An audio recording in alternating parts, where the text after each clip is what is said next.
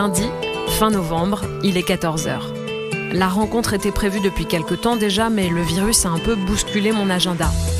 L'interview se fera donc en distanciel, en visio.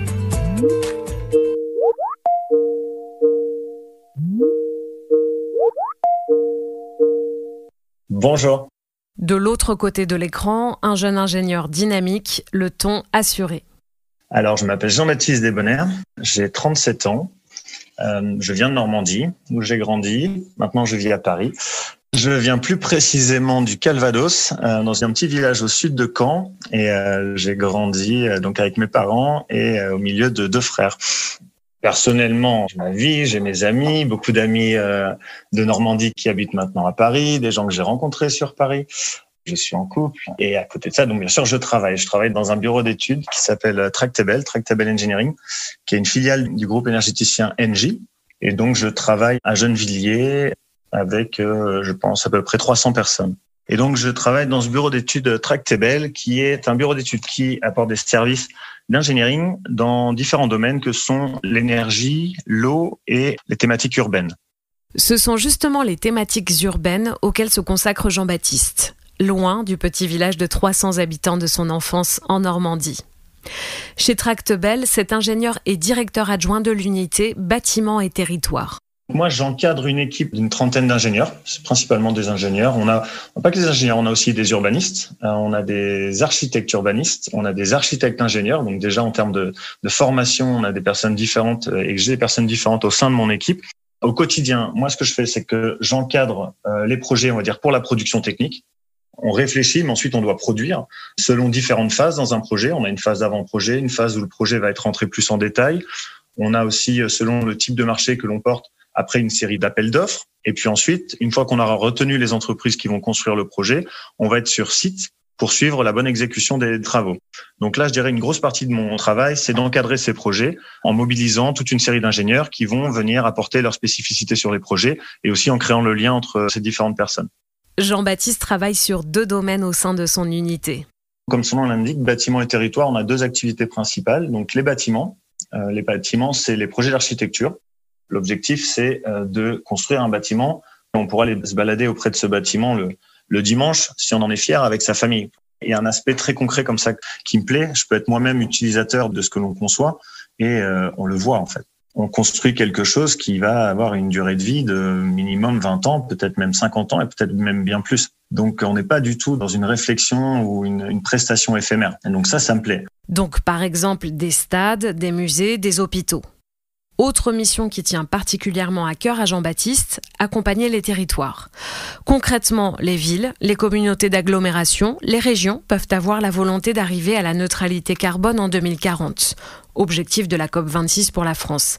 Mais elles ne savent pas comment s'y prendre, par où commencer. Tout ce qu'on essaie de faire, c'est vraiment au service de la neutralité carbone. Il n'y a jamais une seule solution.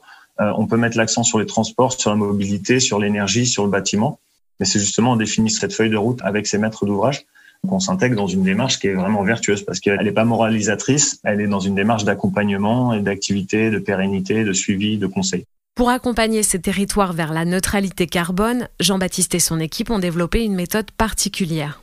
Sur ces projets, on les accompagne via un outil qu'on appelle le 360 City Scan et qui, dans le cadre de workshops, accompagne les villes en questionnant selon différentes thématiques. Et qui sont des thématiques qui vont de la connectivité à l'inclusion, à la durabilité, à l'attractivité, à l'efficacité ou la profitabilité même. Donc, selon toute une série de questions que l'on pose et que l'on met sur la table, on va dire, avec une collectivité, les élus ou les services techniques, s'instaure une discussion qui permet de clarifier un petit peu plus ce que signifie cette ambition neutralité carbone à l'échéance 2040. Ce qui est intéressant avec le 360 City Scan, c'est qu'il faut prendre en compte les différents scénarios possibles.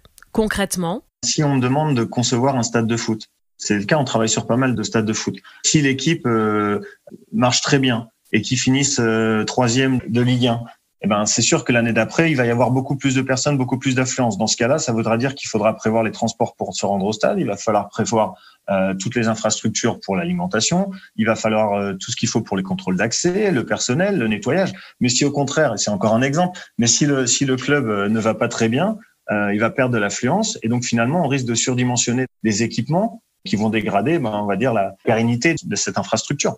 La ville de Chambourcy, dans les Yvelines, est par exemple en ce moment accompagnée par Jean-Baptiste et ses collaborateurs. On travaille avec la ville de Chambourcy pour répondre à l'ambition d'atteindre la neutralité carbone en 2038. Et des actions très concrètes, quand on a fait un peu le bilan des émissions carbone de la ville de Chambourcy, il y a un sujet sur le bâtiment, donc la rénovation énergétique, en priorisant les bâtiments publics. D'une part parce que c'est des bâtiments qui sont assez vétustes et qui sont donc consommateurs, mais en plus parce qu'il faut donner l'exemple. Et l'intégration de photovoltaïque sur toute une série de bâtiments qui sont absolument pertinentes par rapport à cette technologie à Chambourcy, par la modernisation du système d'éclairage public de la ville de Chambourcy, avec des LED, avec des systèmes de détection, et puis des systèmes intelligents qui permettent d'anticiper des défaillances ou de la dégradation de l'efficacité de ce genre de système. Mais Jean-Baptiste a aussi travaillé hors de nos frontières. Tractebel est un groupe international. Depuis 10 ans, il a vécu en Belgique, aux Philippines, en Italie. Écoutez l'un des projets sortis de terre, ou plutôt de sable, dont il est fier et que vous verrez bientôt à la télé. Il y a un projet qui, moi, dans ma carrière, qui commence, qui m'a marqué, qui m'a beaucoup plu, c'est la conception et la construction d'un stade au Qatar pour la Coupe du Monde. J'en parle volontairement parce que la Coupe du Monde au Qatar, c'est un projet qui fait beaucoup de controverses, il y a beaucoup de polémiques et de questionnements sur ce projet. Mais ce que je veux mettre en avant, c'est plutôt la performance, le challenge scientifique ou en termes d'ingénierie. Et donc, nous, on a travaillé notamment sur un des stades au Qatar, qui est le stade initialement Al-Wakra, qui est devenu le stade Al-Janoub, qui est un stade qui a été conçu initialement par l'architecte Zaha Hadid, qui est connu internationalement. Et d'une part, c'est très intéressant de travailler dans ce milieu avec des architectes qui ont autant d'expérience. Et de deux, l'intérêt pour moi et la fierté aussi, c'est d'avoir répondu à un défi, un challenge, qui était à la fois technique. Donc, on est sur des projets qui sont dans des milieux qui sont pas forcément initialement prévus pour accueillir ce genre d'événement. Mais en fait, nous, on s'est beaucoup posé la question de est-ce qu'on veut participer à ce projet. Mais en fait, pour nous, c'était évident parce que on est vraiment dans un défi technique où on nous a sollicité en tant que grand bureau d'études pour pouvoir y répondre parce que tout le monde ne pouvait pas répondre à cette question de comment on va pouvoir construire ces stades avec le contexte, avec l'activité footballistique, on va dire, au Qatar par rapport à cet événement de la Coupe du Monde, de pouvoir concevoir et construire un stade qui doit répondre à des référentiels environnementaux internationaux. Notre rôle à nous aussi, c'est de pouvoir contribuer pour limiter l'impact. Comment on allait pouvoir réduire la quantité de matière qui allait être utilisée pour ce stade, comment on allait faire pour limiter l'impact sur l'environnement des besoins en eau, des besoins énergétiques, des besoins en termes de confort, comment on allait intégrer un stade dans un climat qui peut être un peu particulier. Il peut y avoir des tempêtes de sable pendant un match. On est sur un stade qu'on veut pouvoir fermer, climatiser, mais aussi si les conditions s'y prêtent, et ce qui est possible en hiver éventuellement au Qatar, c'est de fonctionner avec un stade ouvert. Donc voilà, il y avait une sorte de prouesse technique, quelque chose d'intéressant, du fait notamment qu'il y avait plein d'aspects techniques à développer sur ce projet qui n'étaient pas codifiés par des standards internationaux. Et pour celles et ceux qui trouvent le parcours de Jean-Baptiste Desbonheurs inspirant, sachez qu'il est diplômé d'un DUT et d'une licence en physique à Caen, d'un diplôme d'ingénieur de l'École des métiers de l'environnement à Rennes et d'un master recherche de l'École des mines de Saint-Étienne. C'est Le Sens des idées, le podcast de l'ingénierie engagée. À bientôt pour une nouvelle rencontre avec des femmes et des hommes qui, chacun dans leur domaine, contribuent à changer le monde.